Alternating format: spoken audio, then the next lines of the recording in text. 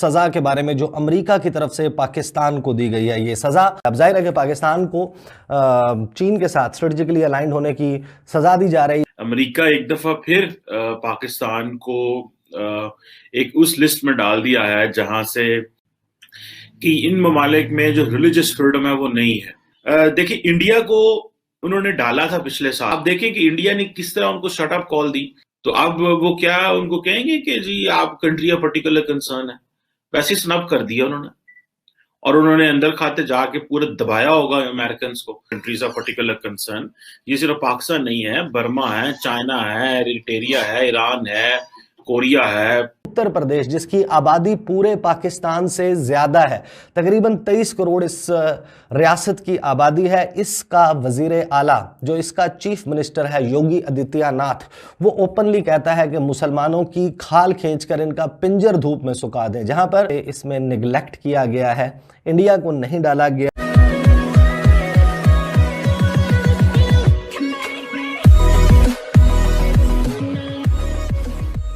नमस्कार दोस्तों, अब यहाँ पर बात हो रही है कि एक लिस्ट अमेरिका ने फिर से डिक्लेयर की है जिसमें डिटेल होती है कि भाई रिलीजियस फ्रीडम आपको कितनी है वहाँ पर।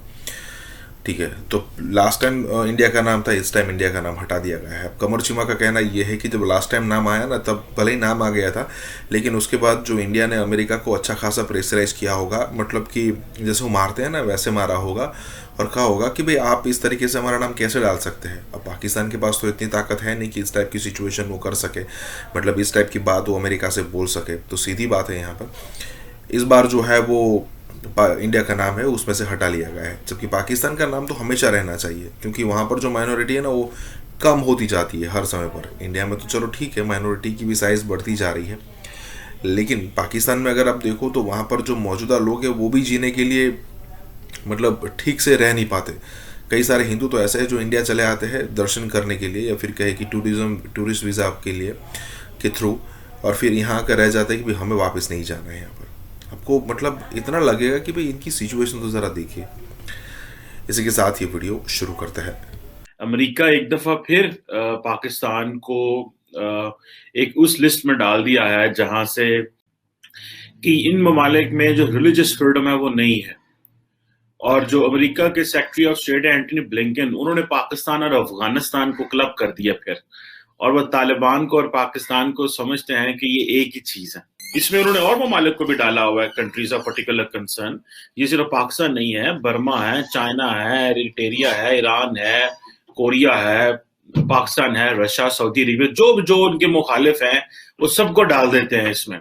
देखिए, इंडिया को उन्होंने डाला था पिछले साल country of particular concern when it comes to religious freedom. ठीक है जी।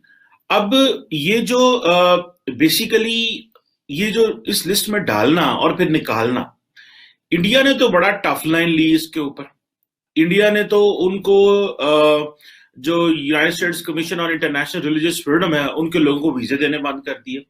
मुझे याद है कि जो जयशंकर साहब उन्होंने कांग्रेस में कहा कि हम इनको वीजे नहीं देंगे, और वो इंडिया गए नहीं, और इन चीजों के लिए उनको वो बुलाया ही नहीं उन्होंने। आप देखें कि इंडिया ने किस तरह उनको शट अप कॉल दी।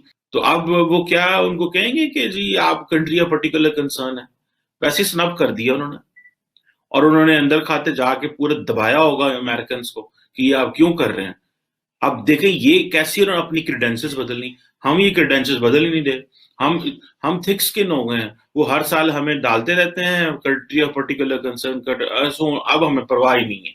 उत्तर प्रदेश जिसकी आबादी पूरे पाकिस्तान से ज्यादा है, तकरीबन 23 करोड़ इस रियासत की आबादी है। इसका वजीर आला जो इसका चीफ मिनिस्टर है योगी आदित्यनाथ, वो ओपनली कहता है कि मुसलमानों की खाल खींचकर इनका पिंजर धूप में सुखा दें। जहां पर इसमें निगलेक्ट किया गया है, इंडिया को नहीं डाला गया और पाकिस्तान को डाल दिया गया, ये क्रेडिबिलिटी के ऊपर क्वेश्चन उठाता है। अब जाहिर है कि पाकिस्तान को चीन के साथ स्ट्रेटेजिकली अलाइंड होने की सजा दी जा रही है, और इंडिया के लिए एक जो है वो आप कह सकते हैं कि रिवॉर्ड मौजूद है, क्योंकि इंडिया ये सब कुछ करने के बावजूद बहैसियत रियासत वहाँ पर माइनॉरिटीज़ के ख़िलाफ़ ये सब कुछ करने के बावजूद, क्योंकि स्ट्रेटेजिकली अलाइंड है अमेरिका के साथ और अमेरिकी पिट्ठू बनकर इस रीजन में चीन के खिलाफ मुख्तलिफ गेम्स में इन्वॉल्व है।